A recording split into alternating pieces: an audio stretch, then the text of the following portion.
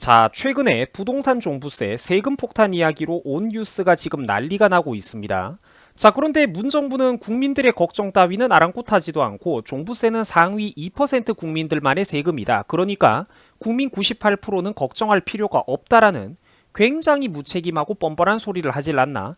심지어 이재명이 같은 경우에는 한술 더 뜨면서 국토 보유세라는 거를 신설할 거라고, 상위 10% 국민도 아니면서 그 안에 들지도 못하면서 국토 보유세를 반대하는 거는 바보짓이다, 이런 말까지 해대고 있습니다.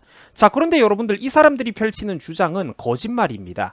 먹고 살만한 국민들의 세금이 늘어나도, 그러니까 먹고 살만한 국민들에게만 세금을 늘린다라고 해도 그거는 반드시 나와 여러분들 같은 서민들에게도 함께 따라오게 되어 있습니다. 일단 하나씩 제가 설명을 해드리겠습니다. 자, 우선 문재인 정부가 말이 안 되는 게, 상위 2%는 그러면 국민이 아닙니까? 전형적인 편가르기식 정치를 또 하고 있다라는 겁니다. 자, 부자들한테 세금을 많이 뜯어가지고 대부분은 지들이 중간에서 가로채고 국책 사업으로 다 나눠서 해먹고, 서민들에게는 푼돈 포퓰리즘으로 현금 한두 번 뿌리면서 생색내면은 끝내겠다라는 거예요. 그리고 또한 애초에 문재인 정부 기재부가 늘어났던 이 헛소리와는 다르게 현실은 종부세는 절대로 전국민 2%만의 세금이 아닙니다. 더 많은 잠재적인 국민들에게 영향을 주게 되어 있어요. 자, 여러분들, 대한민국의 인구가 몇 명입니까? 약 5,200만 명 정도 됩니다. 공식적으로는 이것보다 조금 더 적다라고 해요. 한 몇만 명 정도 더 적다라고 합니다. 자, 그리고 이 중에서 2%를 어림잡으면 그게 대략 몇 명이냐? 대략 100만 명 가까이 됩니다.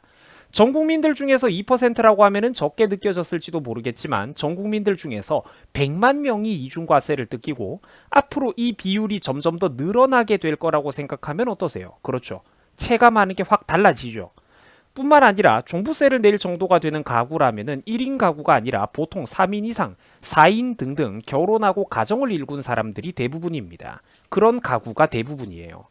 자, 그러면은 이 부동산 종부세 악법에 영향을 받게 되는 사람들은 100만 명이 아니라 100만 가구라고 봐야 된다라는 거예요. 다시 말해가지고 인구수가 실상 어림잡아가지고 300만에서 400만 명 가까이는 된다라는 겁니다. 300에서 400만 명 이상의 국민들이 이 종부세로부터 가계 생활에 직간접적인 부담을 받게 된다라는 거예요. 종부세의 부담지는 그 종부세를 부담지게 되는 인구 역시 문재인 정부에서 말한 그 2%가 아니라 적어도 전 국민들의 6%에서, 그러니까 많게는 10% 가까이가 이미 여기에 영향을 받게 된다라는 거예요. 그러니까 혹시 우리 엄마 아빠가 문재인 정부에게 세금을 1년에 몇백만 원에서 몇천만 원씩, 수백 수천만 원씩 뜯겨도 나하고는 그게 아무 상관도 없는 일이다, 뭐 이런 바보 같은 소리를 하는 분들은 제가 아마 없을 거라고 봅니다. 자, 그리고 여러분들, 이 종부세라고 하는 거는 애초에 이중과세라는 게 문제예요. 국민들이 돈을 벌면서 이미 막대한 소득세를 납부하고 재산세, 그리고 또 집을 갖고 있다라는 이유로 부동산 보유세 같은 게 또 거기에 포함이 되겠죠.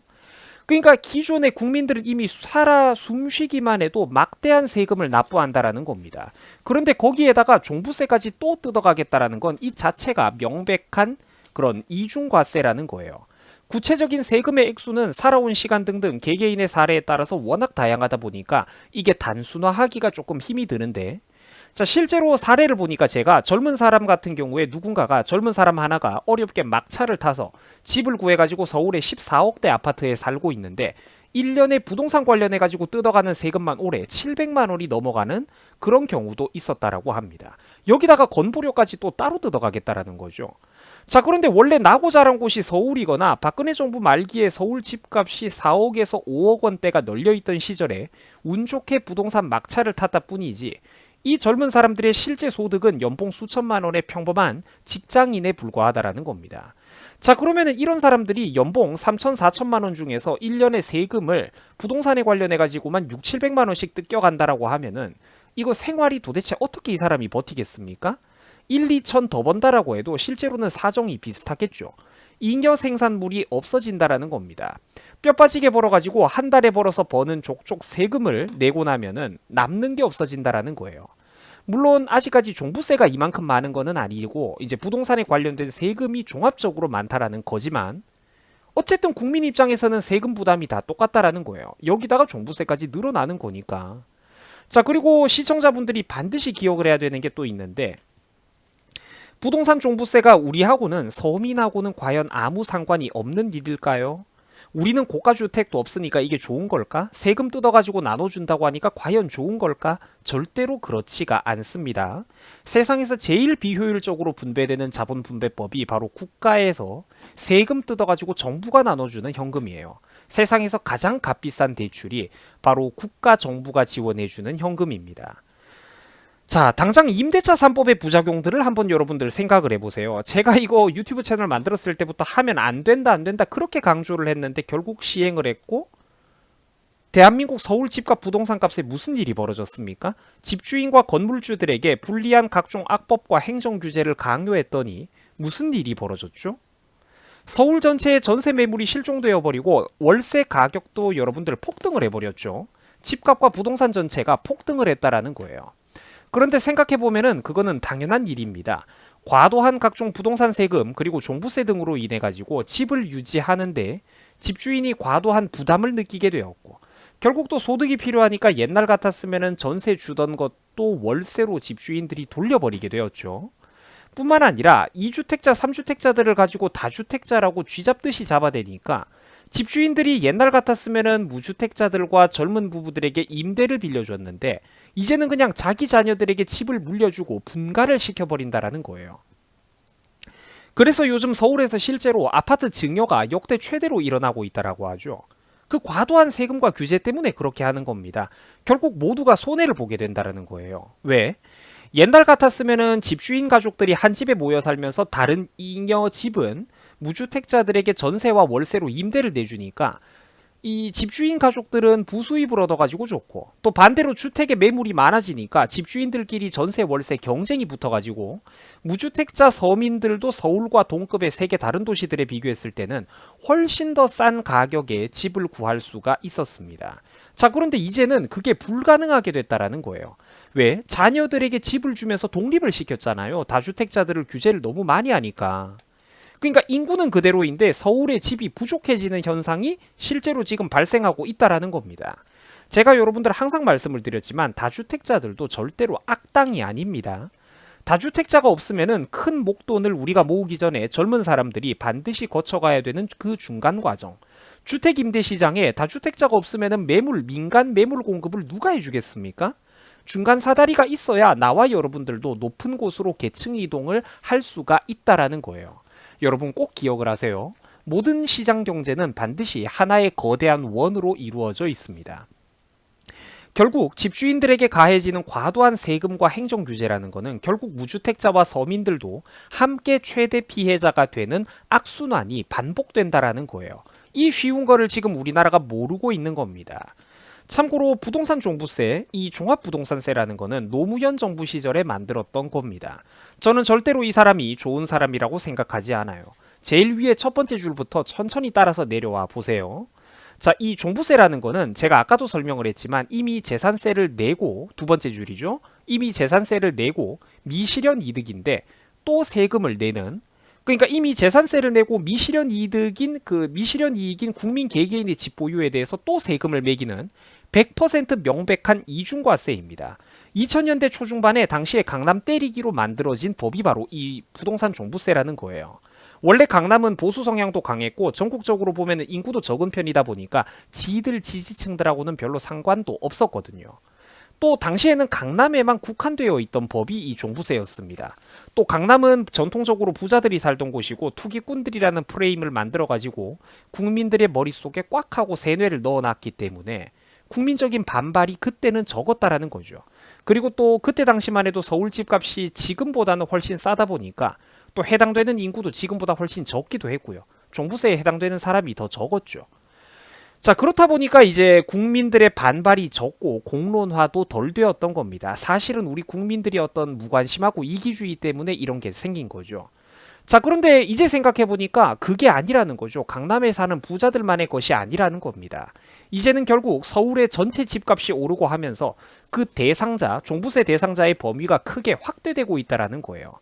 이렇듯 증세, 세금을 늘린다라는 것은 매우 신중해야 되는 것으로 처음 시작 한번 하기가 어렵지 한번 물꼬를 트기 시작하면은 대상되는 국민이 계속해서 늘어나고 확장되기 마련이라는 겁니다. 그러니까 저 때부터 부동산은 과도하게 규제를 하면 안 된다, 시장에 맡겨라 하던 분들도 있었으니까 우리나라 국민들의 그런 어리석은 선택이라는 게 참 얼마나 돌이켜보면 안타까운 일입니까? 자, 결국 서울의 아파트 평균 가격이 11억이 넘는 시대가 이미 와 버렸고요. 수많은 서울 시민들, 앞으로 점점 더 많은 서울 시민들이 이런 과중한 세금을 서서히 두들겨 맞게 된다라는 겁니다. 자, 종부세의 평균이 여러분들 600만 원이라고 합니다. 엄청나게 많죠. 다른 세금과 별개로 종부세 하나만 저만큼 더 뜯기게 된다라는 거예요. 여러분, 요즘 최첨단 고사양 컴퓨터도 200만 원, 300만 원이면 충분하게 장만을 합니다. 저게 뭡니까? 왜 나는 구경도 못 해본 최고 사양의 유튜버 BJ들 수준의 컴퓨터를 1년에 몇 대씩 뜯겨야 되는 거죠? 그게 정당합니까? 나 아닌 다른 국민이 뜯기니까 그게 정당한 세금이야? 아니죠. 국민들은 서로 연쇄작용으로 이어져가지고 직간접적으로 영향을 주고받으면서 도미노처럼 다 같이 과중한 국가 세금에 허리가 휘어나가는데, 문정부만 혼자서 야, 세금 많이 뜯어가지고 신난다, 내년에는 또 세금 낼 흑우들이 더 많네, 나라에 잔치를 벌여야 되겠다, 이러고 있다라는 겁니다. 참 나쁜 정부도 이렇게 나쁜 정부가 없다라는 거예요. 과거의 문재인은 박근혜 정부가 세금을 많이 뜯어간다라고 비판까지 한 적도 있었습니다. 기가 막힌 소리죠.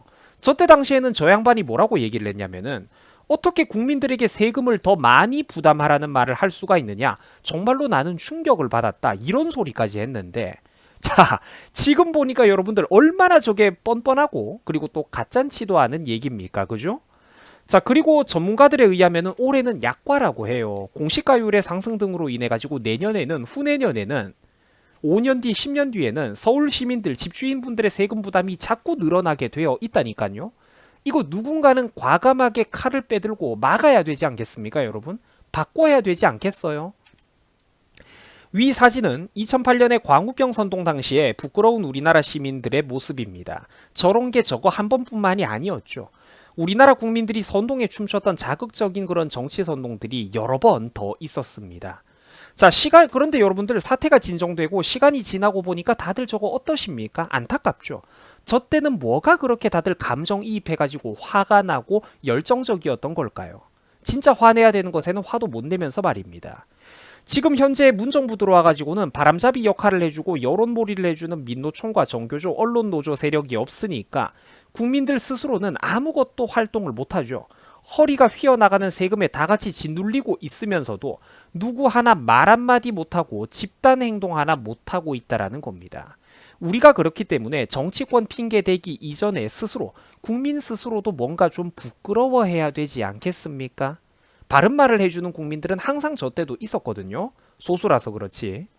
자, 여러분들, 제가 늘 강조하던 얘기입니다. 규제를 강화하면은 부동산은 폭등하고 불안정해집니다. 반대로 규제를 완화해주면은 최소한 부동산 가격은 안정이 되고 전월세 매물도 넉넉하게 공급이 되어가지고 국민들과 무주택자 서민들도 다 같이 조금 더 편한 삶을 살 수가 있습니다. 하지만 제가 중간에 노란 네모 박스를 치고 있는 저분들의 임기 그때 당시에는 우리나라의 소위 10대, 20대, 30대, 40대 그 깨어있다라는 깨시민들, 젊은 국민들이 바른 목소리를 들려주던 극소수의 국민들에게 얼마나 못된 짓을 많이 했습니까? 1, 2, 3, 40대 젊은 분들은 과연 무조건 깨어있는 걸까요? 아니라는 거죠. 저때 당시 소수파로서 격렬한 손가락질을 받아봤던 동년배의 친구들이 여기 바로 이렇게 버젓이 있다라는 겁니다. 유튜버 얼음 사이다가 여러분들 몸속에 이 젊은 나이에 사리가 지금 많이 쌓여 있습니다. 사리가 많이 쌓여 있어요. 자, 박근혜 대통령은 과거 국민들에게 대출 규제 같은 거를 확 이렇게 완화를 해주면서 빚내서라도 집을 살 수 있도록 도와주겠다라고 서민 무주택자들을 적극적으로 배려를 했습니다. 지금 와가지고 생각해보니까 저 때가 신의 한 수였죠. 어떻게든 부동산을 잡아보겠다라고 대출도 다 틀어막고 서민들을 박살내고 있는 현재의 문재인 정부와는 정반대였다라는 겁니다. 꽃이 지고 나서야 여러분들 비로소 봄인 줄 아는 겁니다. 아직까지도 이미지 프레임 가지고 있고 이분을 나쁘게 생각하는 분들이 있죠. 저는 여러분들 진심으로 박근혜 정부가 적어도 문재인 정부보다는 수백 배 더 청렴하고 상식적인 정부였다라고 생각을 합니다. 최소한 저 때는 지금처럼 말도 안 되는 일들로 서민들의 숨통이 목 졸리는 일은 없었다라는 거예요.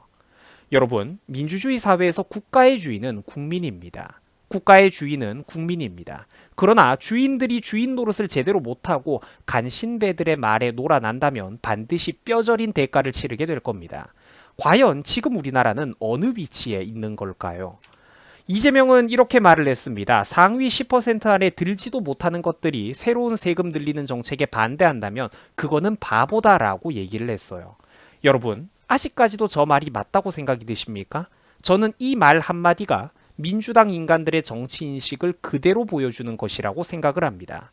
친애하는 우리 유튜브 시청자 여러분들, 부디 산업화 세대 그 어르신들을 너무 미워하지 말아 주십시오. 그분들이 비록 어렵고 힘든 시대에 태어나서 가방 끄는 젊은 우리들보다 비록 짧을지라도 말은 세련되게 못할지라도 정말로 똑똑하고 중심을 잘 잡는 대한민국을 만들었던 분들입니다. 특히 말로 설명은 잘 못해도 누가 못 믿을 인간이고 나쁜 인간인지, 반대로 누가 그래도 그나마 더 나은 인간인지, 이런 것들은 인간 판별하는 거는 귀신같이 분별해내는 사람들이 바로 우리나라의 산업화 세대 할배 할매들입니다. 부디 현명하신 우리 젊은 세대분들께서 귀 기울이면서 한번 잘 살아봅시다. 우리 주변에도 현명한 노인들은 너무나도 많이 있습니다. 부디 그분들의 삶의 지혜를 녹여가지고 여러분들이, 나와 여러분들의 미래가 성공의 길로 다가갔으면 좋겠습니다. 우리 다 같이 현명한 결정을 내려가지고 제발 좀 잘 살아봅시다. 상식적인 세상에서 꼭 한번 살아봅시다. 여러분들 수고하셨습니다.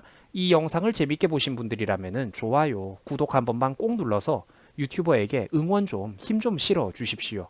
그리고 조금만 여유가 있는 분들이라면은 이 또 얼음사이다 채널에 유튜브 멤버십 가입을 좀 하셔가지고 많은 응원을 좀 부탁드리겠습니다. 여러분들 수고하셨습니다.